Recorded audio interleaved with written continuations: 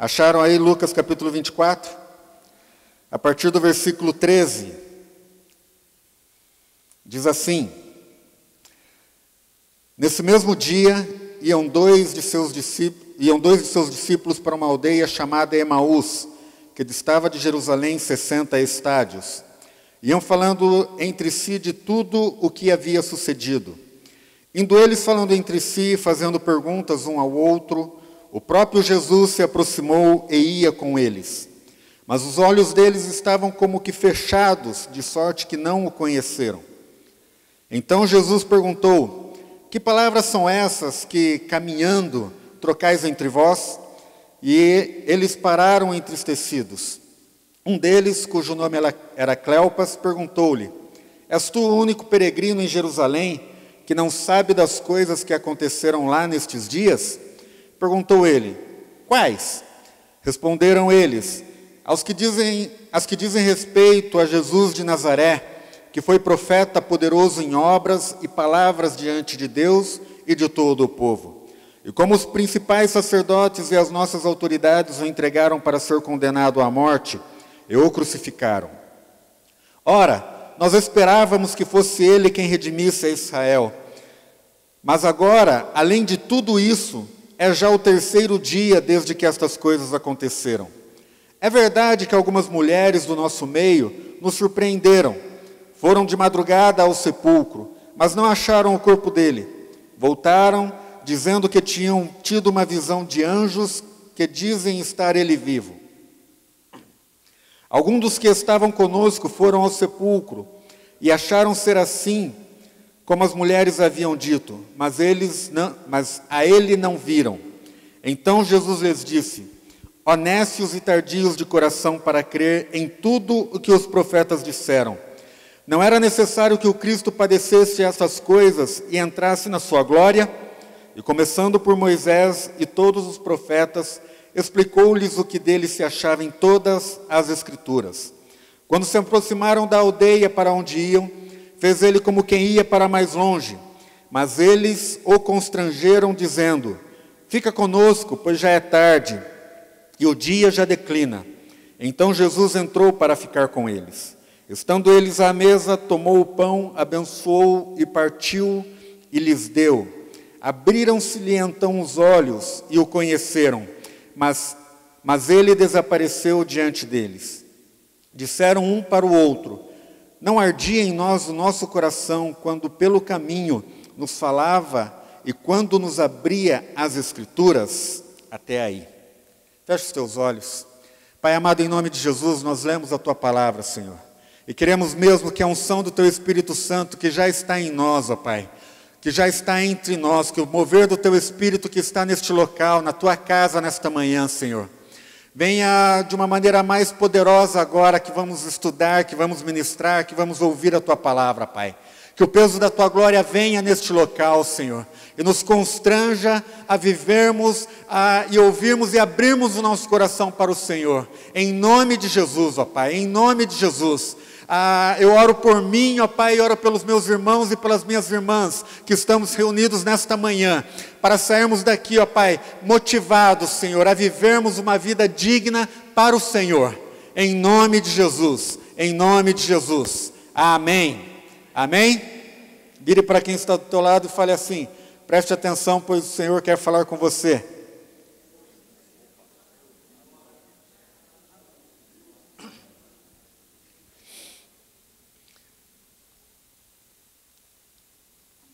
Eu dei o título desta mensagem de 11 quilômetros de cegueira,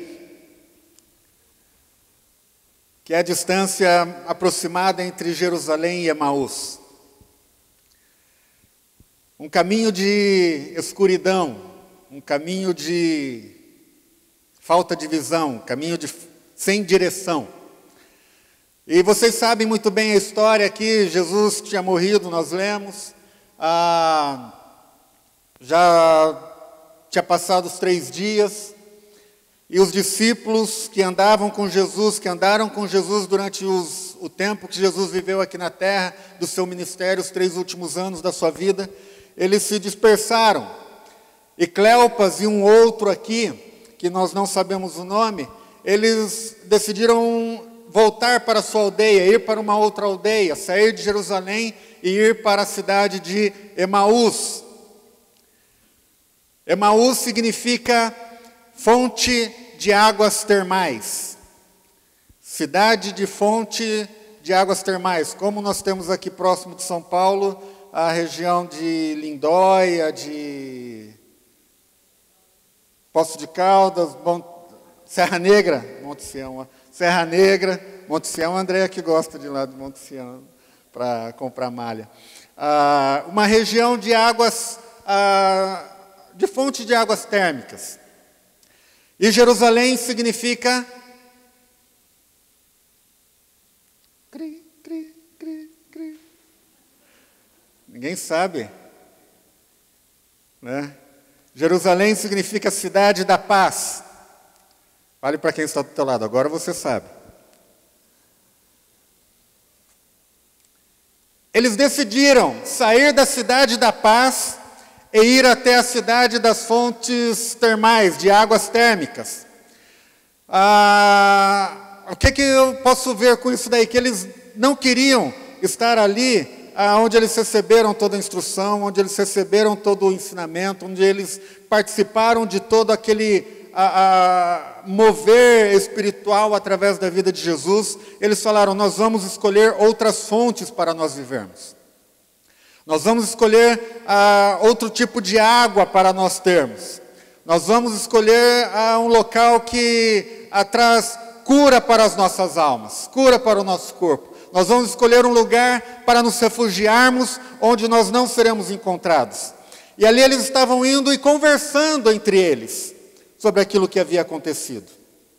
Sobre aquilo que tinha, talvez eu pensando, eles falaram assim, poxa, que cruel, né? Aqueles soldados chicoteando Jesus, quanta dor, né? Aquelas feridas, os chicotes, e aquele soldado que deu o vinagre lá misturado com água para Jesus beber, que coisa absurda, né? Como que pôde acontecer? E como em todo velório, quem o morto sempre é exaltado, eles deviam estar falando também alguma coisa acerca de Jesus, lembrando alguns feitos que Jesus havia realizado, das curas que talvez eles tinham presenciado. E nesse momento em que eles estavam tristes, mas falando daquilo que tinham visto, daquilo que tinham presenciado, Jesus chega para eles. Jesus chega para eles e começa como quem não quer nada, falar, o que está acontecendo? Por que vocês estão assim? O que vocês estão conversando? O que está, na gíria de hoje, o que está pegando? E aí eles falam, olha, como assim? Você não sabe o que aconteceu? Você não sabe o que está se passando? Você chegou agora, você veio de onde? De Marte? Você não entende nada do que estamos passando? Então vamos explicar para você. E eles falaram tudo aquilo que estava acontecendo.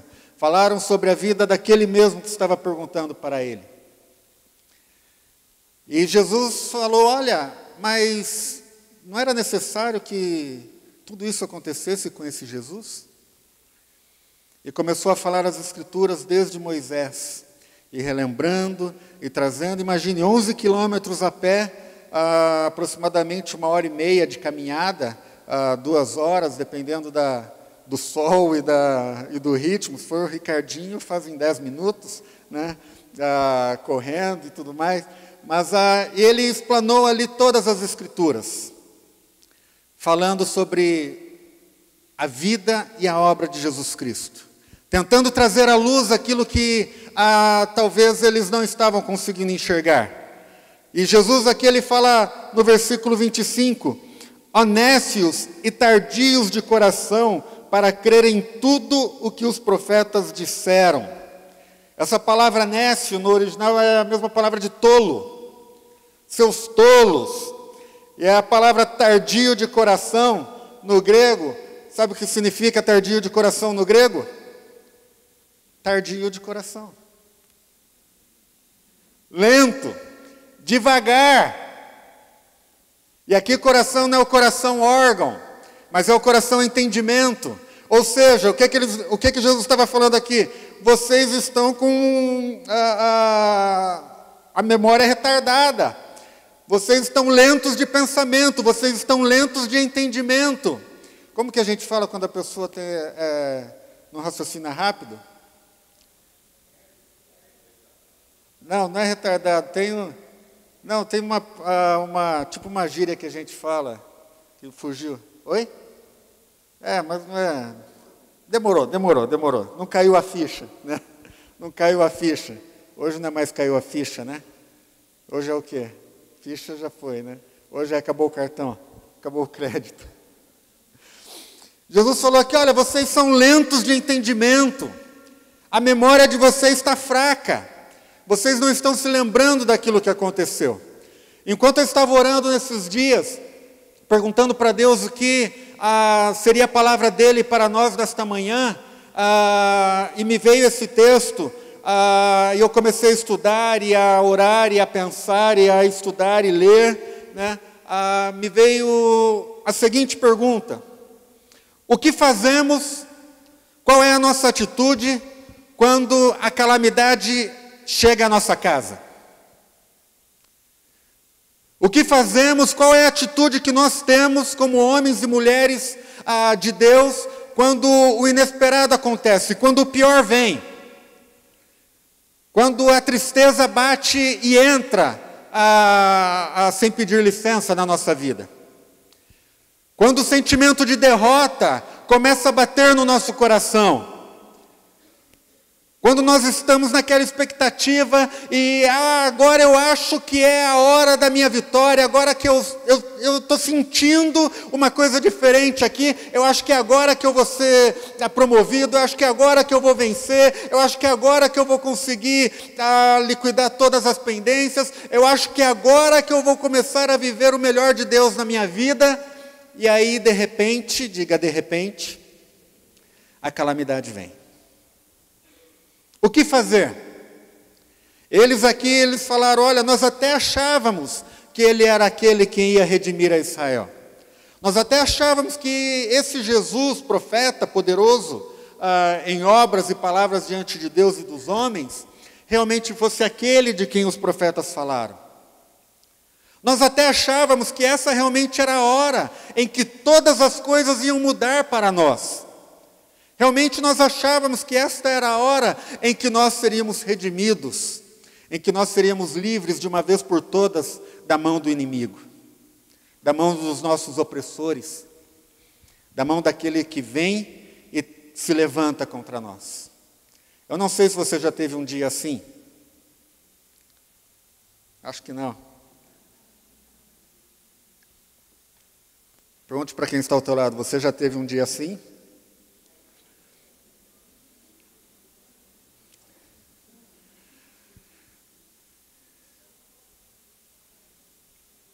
Deixe marcado aí, e vamos para 1 Samuel capítulo 30.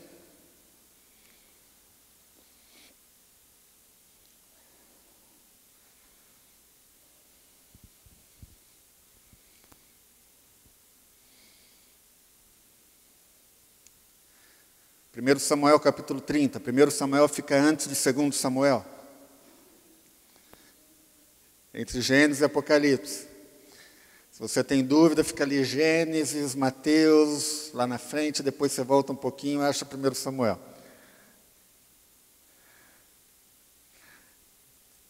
1 Samuel diz assim: sucedeu, pois, que chegando Davi e seus homens ao terceiro dia a Ziclag, os amalequitas tinham feito uma incursão sobre Neguebe e sobre Ziclag, e tinham ferido a Ziclag e a tinham queimado a fogo. E tinham levado cativa as mulheres e a todos que estavam nela, tanto pequenos como grandes. A ninguém, porém, mataram, tão somente os levaram consigo e foram em seu caminho. Quando Davi e seus homens chegaram à cidade, eis que estavam queimada a fogo, e as suas mulheres e seus filhos e filhas tinham sido levados cativos. Então Davi e o povo que se achava com ele alçaram a sua voz e choraram, até que neles não houve mais força para chorar. Também as duas mulheres de Davi foram levadas cativas, Ainoã, a Gisraelita, e Abigail, que fora mulher de Nabal, o carmelita. Também Davi se angustiou, pois o povo falava em apedrejá-lo, porquanto a alma de todo o povo estava amargurada por causa de seus filhos e de suas filhas. Mas Davi se fortaleceu no Senhor seu Deus. Aqui Davi ele estava com os seus homens fugindo nesta época de Saul, que queria matá-lo. Então ele fez aliança com os filisteus. Ele fez aliança lá e o filho do rei, Aquis, falou para ele: olha, eu vou te dar uma cidade para você morar com os teus homens. E deu a ele Ziclag. E lá ele estabeleceu a sua casa. Ziclag significa tortuoso, sinuoso, serpente. Era uma terra não muito boa. E ali Davi, eles estavam lá e falaram: olha, vamos nos unir aos filisteus para nos levantar contra os amalequitas. E eles foram até lá, a capital, e Aquis falou para eles: não, olha, os príncipes não querem que vocês estejam conosco nessa batalha. Voltem, tudo em paz, fica tranquilo, fica de boa. E nesse meio tempo, teve esse levante contra Ziclag. Eles foram lá e saquearam, queimaram a cidade inteira. Levaram as mulheres, os filhos, levaram tudo embora. E aí eles chegaram lá, viram a cidade queimada. Imagine a cena, voltando para casa, esperando rever suas mulheres, seus filhos, e quando avistam de longe aquela fumaça, e quando chegam, vê tudo destruído, vê tudo derrubado. Eles não esperavam que isso fosse acontecer. Eles estavam vivendo um tempo de paz. Saul já não perseguia mais a Davi. Mas isso aconteceu. E ali nós lemos que eles ficaram muito deprimidos, começaram a chorar, e chorar, e chorar, e chorar muito. Imagine o exército de Davi, você sabe como era o exército de Davi. Tudo gente fina, gente boa, gente de classe, né? Tudo pessoal de boa afeição, de berço. A capivara deles era limpa, não tinha nada. E ali eles chorando e se revoltaram. E falaram: olha, vamos nos levantar contra Davi, porque foi culpa dele, por causa dele que aconteceu isso conosco. Porque se nós tivéssemos ficado aqui, nada disso teria acontecido. Nós teríamos derrotado este exército, teríamos matado eles, como temos vencido todas as guerras. Então vamos pegar Davi, porque a culpa é dele. Você está lá, neste período de jejum, de oração, buscando a Deus, buscando a direção de Deus, buscando a salvação do Senhor, e de repente vem uma calamidade. E aí as vozes daqueles que estão ao seu lado começam a se levantar e te elogiar: foi por tua culpa que isso aconteceu. Começam a te incentivar também, porque você foi ficar orando, ao invés de fazer alguma coisa. Por que você foi buscar esse teu Deus, ao invés de tomar atitude? Por quê? Não é assim que geralmente acontece? A torcida do adversário começa a se levantar e como que apontar o dedo na nossa cara e nos apedrejar, não com pedras físicas, mas com palavras. E ao invés de nos levantar, nos coloca mais para baixo ainda. E o que fazer quando isso acontece? Davi ficou chorando e lamentando. Até que ele decidiu uma coisa: eu vou me fortalecer no Senhor. O final do versículo 6 diz: mas Davi buscou se fortalecer no Senhor seu Deus, buscou forças no Senhor seu Deus. E aí as coisas começaram a mudar. Porque quando nós, no meio da calamidade, ficamos somente chorando e lamentando, ficamos reclamando, ficamos murmurando, ficamos lá lamentando, a nossa visão é cega. O nosso entendimento é lento. A nossa lembrança, ela fica apagada e nós nos esquecemos da palavra de Deus.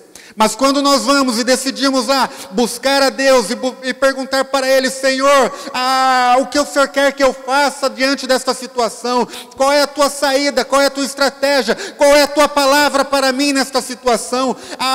Qual é o teu motivo? Qual que é a tua vontade para esta situação? Aí o Espírito Santo do Senhor vem e nos fortalece e nos dá um novo ânimo.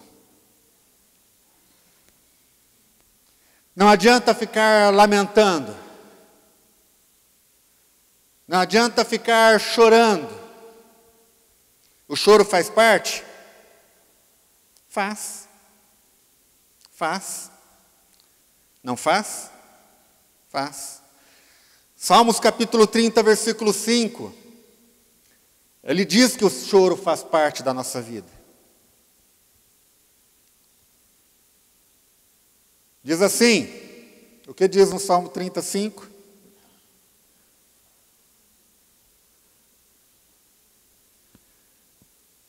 O choro pode durar uma noite.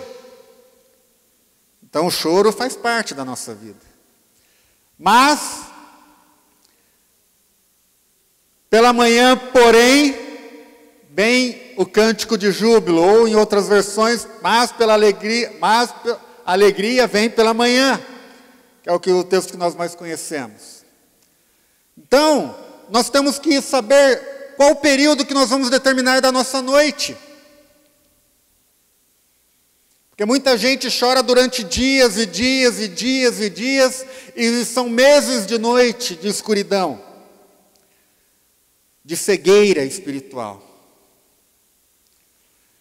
Mas quando nós entendemos a palavra de Deus e buscamos a palavra de Deus e falamos: Senhor, todas essas coisas vieram sobre a minha vida, vieram sobre a minha casa, mas nenhuma delas vai me tirar do teu propósito. Mas nenhuma delas vai tirar a minha visão do Senhor. Mas nenhuma delas vai desviar a minha atenção da tua palavra e das promessas que o Senhor tem para a minha vida. E agora, neste momento, eu quero largar o choro, eu quero largar a tristeza e buscar a tua palavra. Amém? Volte lá para Lucas capítulo 24. Porque Jesus, ele estava falando, Jesus, ele é poderoso. Amém? Se Jesus estivesse falando com você no meio da sua tristeza, você não acha que imediatamente você seria reanimado? É o que nós achamos. Mas com esses dois discípulos não foi isso que aconteceu. Jesus ficou lá falando, imagine de Moisés até os dias atuais deles naquela época. Quanto tempo Jesus não ficou falando a palavra de Deus, e falando a palavra de Deus, e falando das Escrituras, e falando das promessas.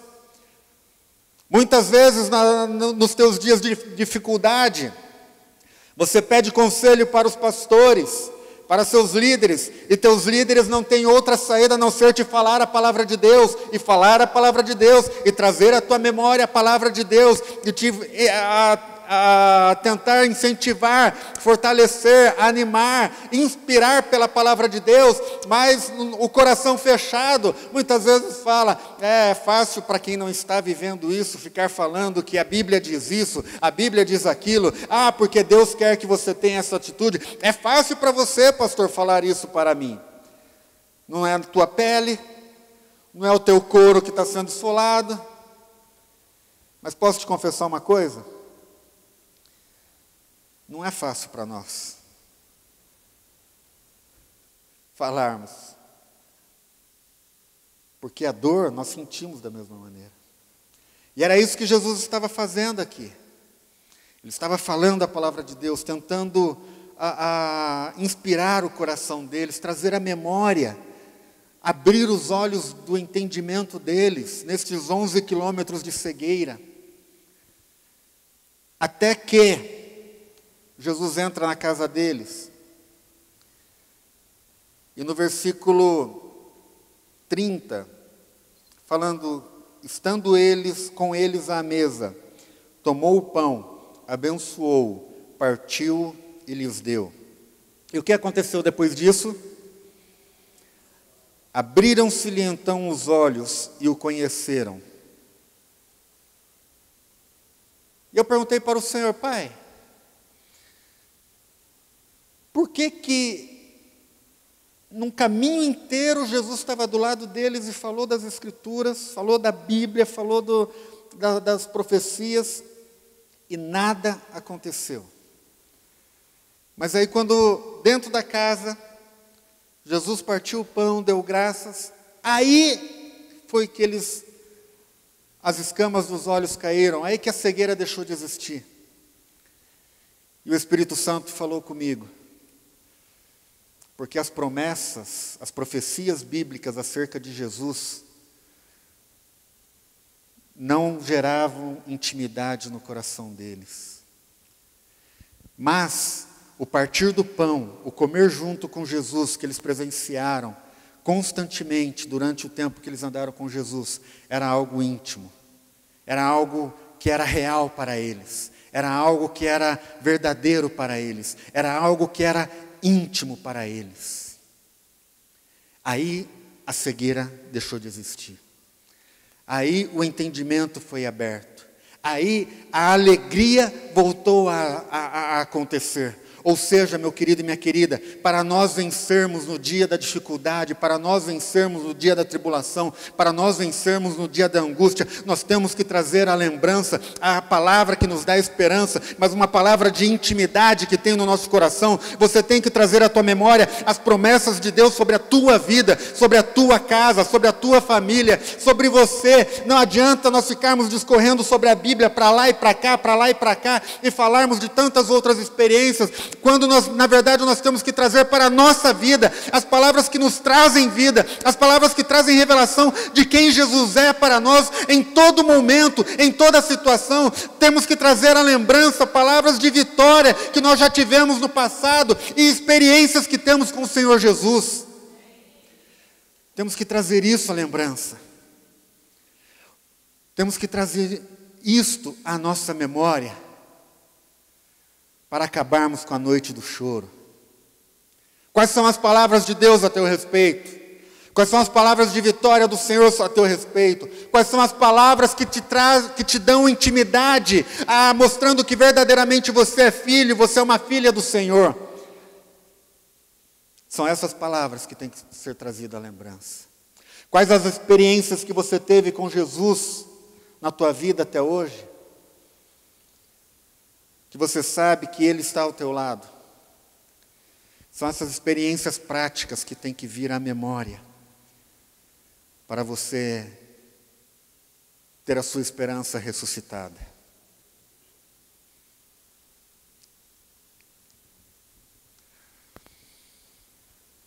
Neemias capítulo 8.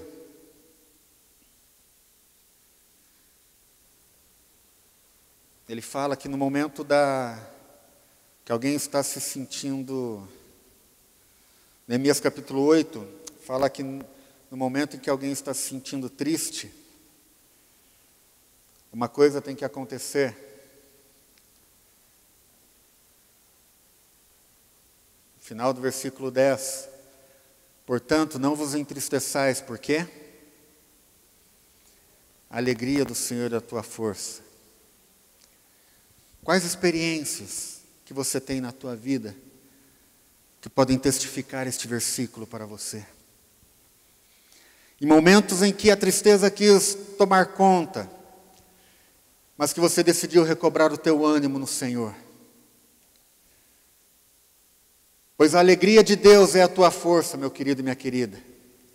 A alegria do Senhor, preste atenção, a alegria do Senhor só é desfrutada por aqueles que têm intimidade com Ele. A alegria do Senhor só é gozada por aqueles que têm intimidade com Ele. Porque quem não tem intimidade com Deus não sabe discernir a alegria dEle. Não sabe entender a alegria dEle. Não sabe perceber a alegria dEle. Por isso que é importante, Salmo 25, versículo 14 diz que a intimidade do Senhor é para aqueles que o buscam aos quais Ele dará a conhecer a sua aliança, os seus propósitos, os seus desígnios. A intimidade do Senhor é para aqueles que o buscam, não é para aqueles que ficam vagando, para aqueles que ficam buscando outras coisas. Você tem buscado essa intimidade? Ou você tem buscado fontes águas de outras fontes? Emaús. Certa vez ouvi uma pessoa falando que sair de Jerusalém e ir para Emaús é maus. Não cai bem, é maus. Troca o assento de lugar. Né? Não é uma boa escolha buscar outras fontes. Nós temos que nos fortalecer no Senhor e na sua santa palavra. Mas, enquanto esta palavra não for vida no nosso coração, não vai gerar diferença. Não vai gerar diferença. Foi o que aconteceu com Cleopas e seu amigo. As profecias bíblicas acerca de Jesus não aqueceram o coração deles. Dava, talvez, percebendo assim pelo papo deles depois, né? Poxa, a gente não sentiu aquele negocinho queimando lá no fundo, né? Não veio um cutucãozinho lá, né? Falando, acorda, acorda, né? Não nos ardia o coração lá enquanto ele nos apresentava as Escrituras. Muitas vezes, nós encontramos pessoas que elas falam assim, é verdade, pastor, é verdade, meu irmão. O que a Bíblia diz, realmente, mas não dá, eu não consigo sair dessa. Eu não tenho força, eu não tenho ânimo, eu não tenho condição. Essa situação é mais forte do que eu. Essa situação me aprisiona, eu não consigo sair. Eu não consigo me livrar, eu não consigo me libertar. E aqui está o segredo. Busque aquilo que te mostra a intimidade do teu Pai. Busque situações, ocasiões que mostrem o quanto Ele te amou e já te livrou. Busque experiências na tua memória de fatos ou de palavras proféticas a teu respeito, daquilo que te traz esperança. Amém? Amém? Quantos aqui têm promessas de Deus para a sua vida? Quantos aqui estão passando por dificuldades na sua vida hoje? Busque promessas de Deus dentro dessas dificuldades. Promessas que te trazem intimidade, aquela promessa, aquela palavra que você recebeu, que você falou, é isso, é essa palavra que eu precisava ouvir, é essa palavra. Lá atrás você falou assim, só que hoje o problema está te cegando, está tirando a tua memória, está deixando a tua memória lenta. E você não consegue se lembrar dessas palavras. Mas nesta manhã, que a unção do Espírito Santo que está aqui neste lugar, traga à tua memória aquela palavra de intimidade que você recebeu. E você reconheça que é o Senhor Jesus que está ao teu lado durante este caminho, nesta caminhada difícil que você está. Mas o Senhor Jesus está contigo e não vai te largar. E Ele quer que você saia dessa e volte para a cidade de paz. Que foi isso que eles fizeram. Imediatamente, diga imediatamente. Quando Jesus desapareceu da frente deles, eles pegaram as coisas e voltaram correndo para Jerusalém para encontrar com os outros discípulos. E falar para eles, a nossa esperança está renovada.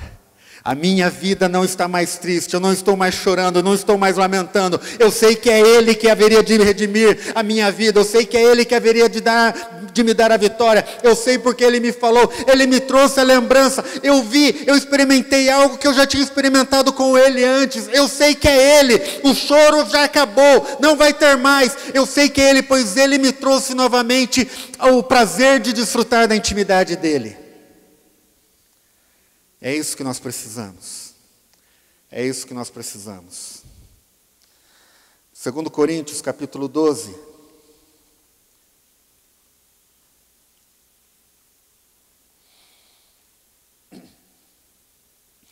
Nós estamos encerrando um período de jejum.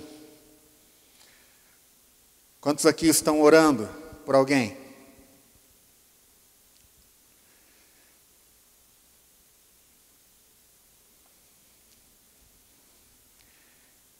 E essa pessoa, ela vai ser salva. Em nome de Jesus. Amém? Mas, e se, no entanto, esta salvação não acontecer imediatamente?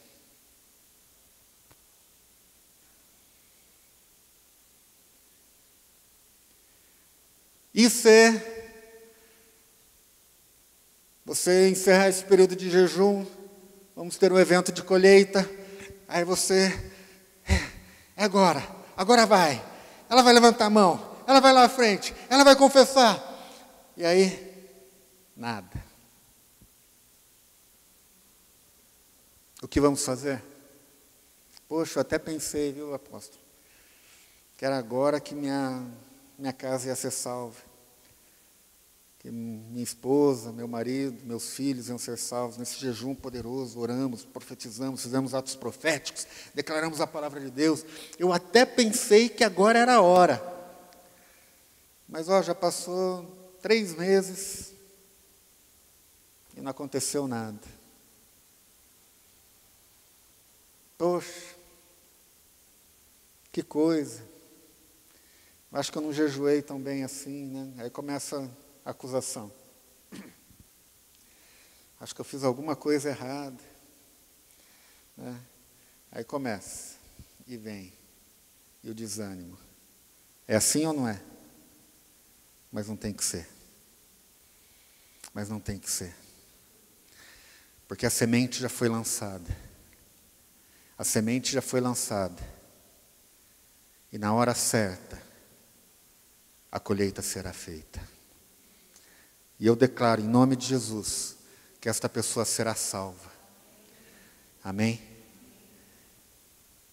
E nós veremos cada pessoa que nós oramos adorando ao Senhor conosco. Amém? Em nome de Jesus. Em nome de Jesus. 2 Coríntios capítulo 12, versículo 9 e 10. A minha graça te basta, porque o meu poder se aperfeiçoa na fraqueza. Por isso, de boa vontade, antes me gloriarei nas minhas fraquezas, a fim de que repouse sobre mim o poder de Cristo. 10.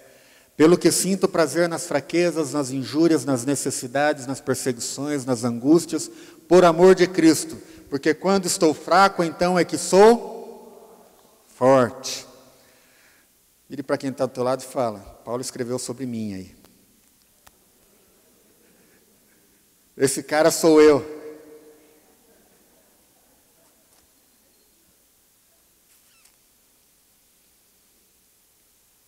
Porque essas injúrias, essas perseguições,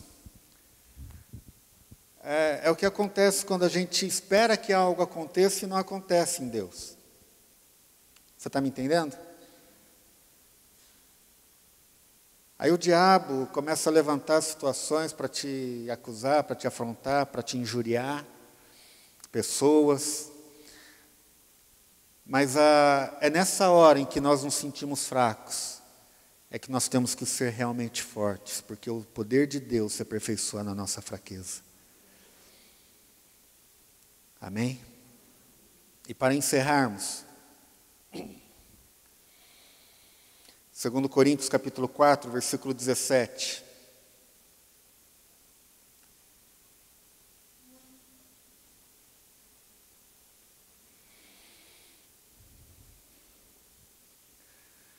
Porque a nossa leve e momentânea tribulação produz para nós cada vez mais abundantemente um eterno peso de glória.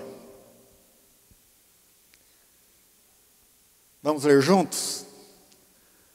Porque a nossa leve e momentânea tribulação produz para nós, cada vez mais abundantemente, um eterno peso de glória. Amém? Você crê nessa palavra? Sim ou não? Então por que continuar lamentando? Por que continuar falando, eu achava que era agora que as coisas iam acontecer? Eu até acreditei. Eu até fiz isso, fiz aquilo. Mas nada aconteceu.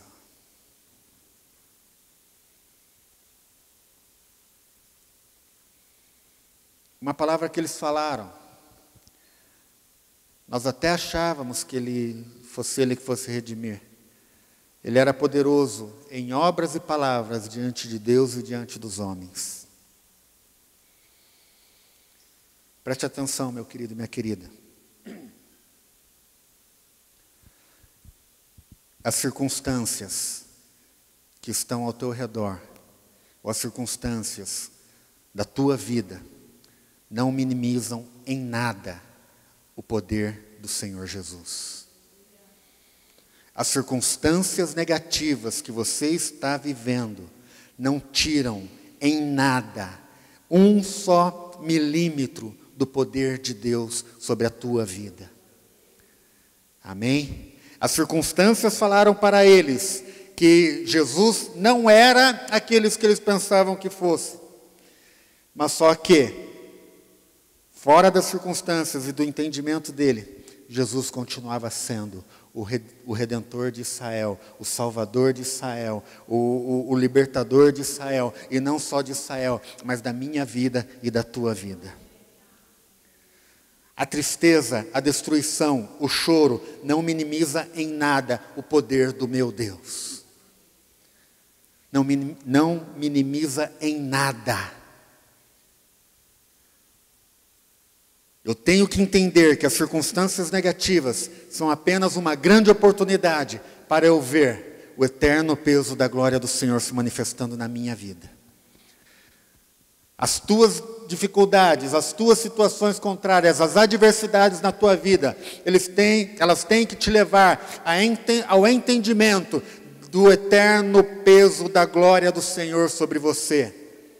Amém? Porque Salmo 126 diz que aqueles que semeiam com lágrimas,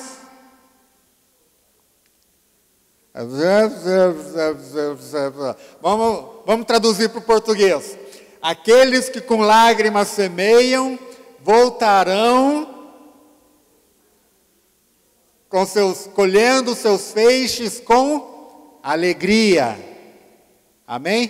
Projeta aí, Tati, por favor, Salmo 126, para lermos juntos, para finalizarmos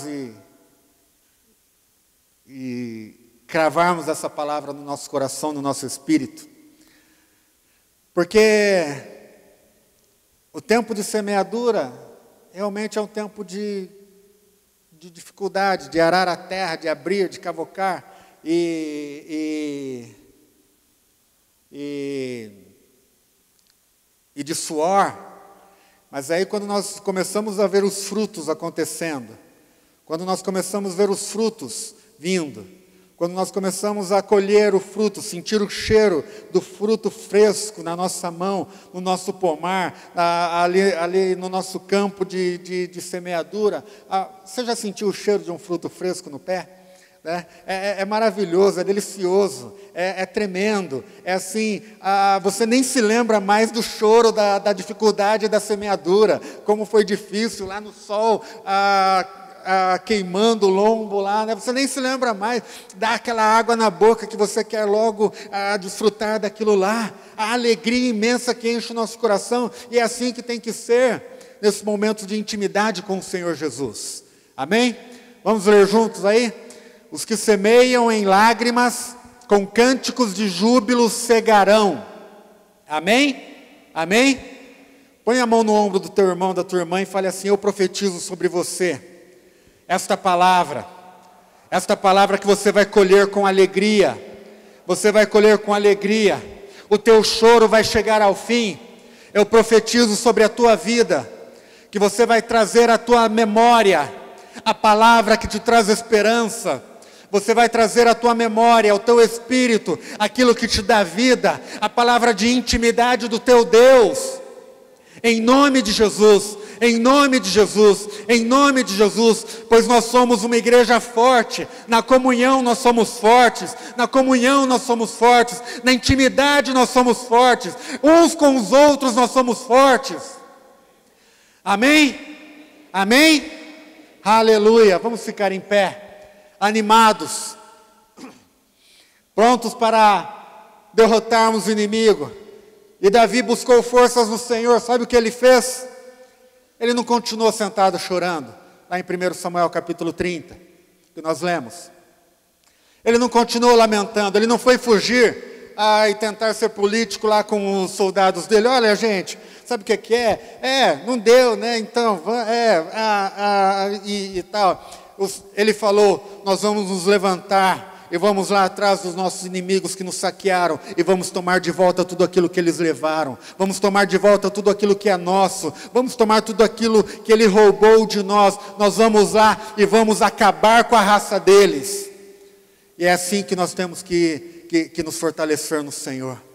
Não importa o que veio contra você, meu querido e minha querida, importa o que vai ser a partir de hoje na tua vida. Importa o que você vai fazer com esta palavra de intimidade que você tem no teu coração. Viva de acordo com esta palavra de intimidade que Deus tem com você, em nome de Jesus. Pai amado,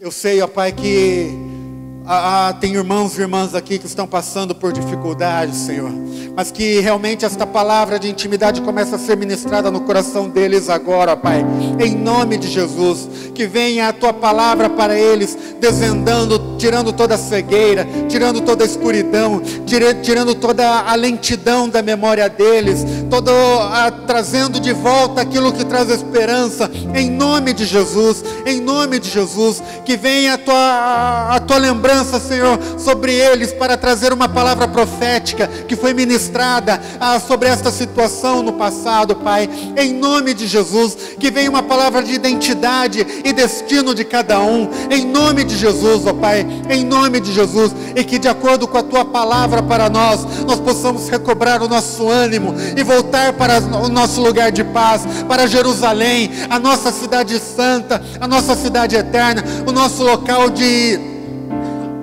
retidão, o nosso local de refúgio, onde nós encontramos paz no Senhor, em nome de Jesus, ó Pai, em nome de Jesus, ó Pai, em nome de Jesus, ó Pai, que a partir de hoje, a nossa vida seja lastreada pela Tua palavra de vida, Senhor, não por teorias, não por histórias da Bíblia apenas, mas que não geram vida dentro de nós, mas que essas histórias, estes textos bíblicos da Tua santa palavra, seja gerada com vida no nosso interior, e que sejamos levados a viver uma vida santa e digna e vitoriosa diante do Senhor, ó Pai.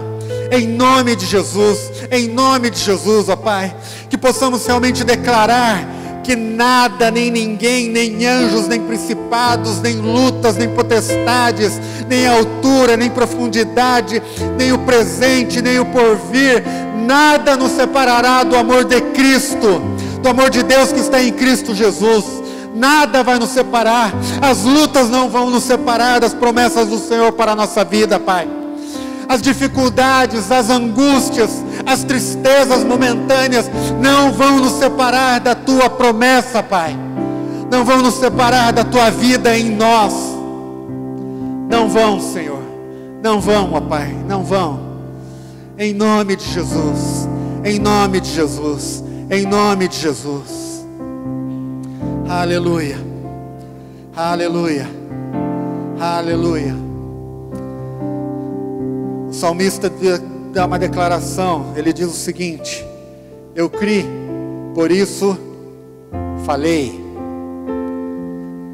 Quem crê nessa palavra hoje? Amém? Então eu gostaria que em nome de Jesus você falasse, confessasse para alguém: olha, até eu chegar aqui eu estava meio abatido, ou eu estou com alguma situação. Se você não sentir para falar abertamente, não fale. Fale apenas: olha, eu estou passando por uma situação que tem tirado a minha paz, mas eu creio nesta palavra, e a partir de hoje as coisas serão diferentes. A venda foi retirada, já não tem mais 11 quilômetros de cegueira. Estamos voltando para a cidade da paz. Estamos voltando para a cidade da paz. Você pode fazer isso?